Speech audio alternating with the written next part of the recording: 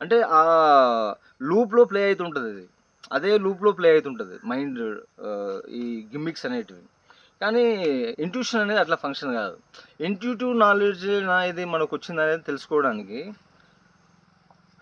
అది ఆ డెసిషన్ మనం తీసుకున్నప్పుడు మన చెస్ట్ ఓపెన్ ఉంటది. బాడీ రిలాక్స్ ఉంటది. షోల్డర్స్ సెటిల్ డౌన్ ఉంటాయి.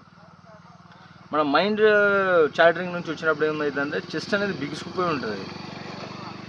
తర్వాత స్టమక్‌లో ఒక రకమైనటువంటి అన్‌ఈజీ వస్తది. అంటే మనకు ఆహ్, తిప్పినట్టు సంథింగ్ అన్‌ఈజీ ఉంటది. తర్వాత హార్ట్ రేట్ పెరుగుతది. బ్రీత్ అనేది అబ్నార్మల్ ఉంటది. మైండ్ ఇచ్చినప్పుడు లాజిక్స్ ఫియర్ ఉంటది. అదే ఇంట్యూటివ్‌లో మన స్టమక్ దగ్గర ఇది right, wrong.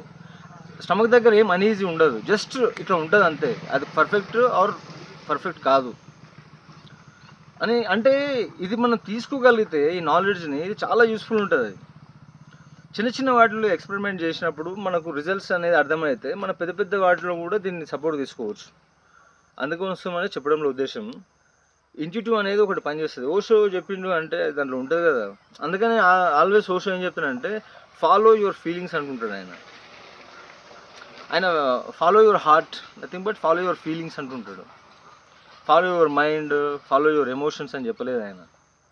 Follow your feelings అన్నాడు. లేదంటే ఫాలో యువర్ హార్ట్ అన్నాడు. In the real journey of life your own intuition is only you teach అనే దానిపైన పర్ఫెక్ట్‌గా చెప్పినానని అనుకుంటున్నాను. ఇది ఎక్స్పెరిమెంట్ చేసి చూడండి. సిమ్టమ్స్ కూడా చెప్తున్నా కదా! సాఫ్ట్ వాయిస్ ఉంటుంది. ఒక స్టేట్మెంట్ వస్తుంది, మళ్ళీ దాన్ని తిరిగి క్వశ్చన్ చేస్తే మళ్ళీ ఆన్సర్ ఉండదు. అది ఇంట్యూటివ్ నాలెడ్జా కాదా అనేదానికి అది నీకు సబ్సిక్వెన్సెస్ చూపించదు. ఇట్లా చేసి ఇట్లా అవుతుంది అనేది నీకు చెప్పదు. అది కన్సిస్టెంట్గా నీతో కన్వర్జేషన్ చేయదు.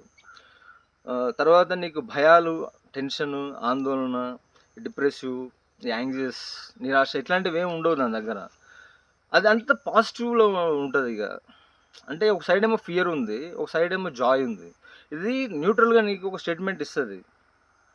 కానీ నీకు భవిష్యత్తును నీకు తెలియజేసి నేను భయాందోళన కూడా గురి చేయదు. ఇదంతా మైండ్ ప్రిడిక్షన్స్ చేస్తుంటుంది. ఇంట్యూటివ్ నాలెడ్జ్ ఏంటిది? కామ్గా ఉంటుంది, సాఫ్ట్గా ఉంటుంది. అది ఇది చేయొచ్చు, చేయొద్దు అని ఒకసారి చెప్తుంది, ఆగిపోతుంది. దాన్ని మనం మళ్ళీ మళ్ళీ ప్రీక్ చేస్తే నో రెస్పాన్స్ ఉంటుంది. అది నీకు మళ్ళీ రెస్పాండ్ అవుతుంది వెంటనే అంటే అది మైండ్ చాటరింగ్. అది నీకు మళ్ళీ ఇంట్యూటివ్తో కనెక్ట్ కావాలంటే కొంచెం కామ్ డౌన్ అయిన తర్వాత మళ్ళీ డీప్ బ్రీత్ తీసుకున్న తర్వాత అడిగితే అప్పుడు వస్తుంది ఆన్సర్. చెస్ట్ రిలాక్స్ ఉంటుంది, బ్రీత్ కామ్ డౌన్ ఉంటుంది, ఒక గట్ ఫీలింగ్ అనేది ఎస్ ఆర్ నో చెప్పేస్తుంది. ఇట్లాంటివన్నీ కూడా ఇంట్యూటివ్ నాలెడ్జ్లోకి వస్తాయి.